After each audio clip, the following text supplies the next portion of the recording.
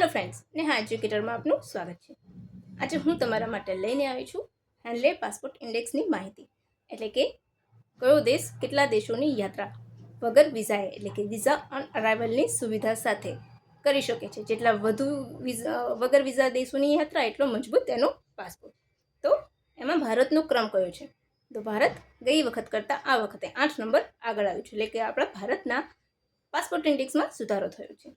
85 ક્રમે હતું ભારત, એમાં 8 ક્રમનો સુધાર આવ્યો છે, એટલે કે ભારત 85માંથી 77મા નંબર પર આવ્યું છે। એટલે 2025ના હેન્ડલે પાસપોર્ટ ઇન્ડેક્સમાં ભારત 77મા ક્રમે છે। ભારતની સાથે કયા દેશો છે? સેનેગલ, બુર્કિના ફાસો અને આઇવરી કોસ્ટ, 3 દેશો ભારત સાથે 77મા ક્રમે છે।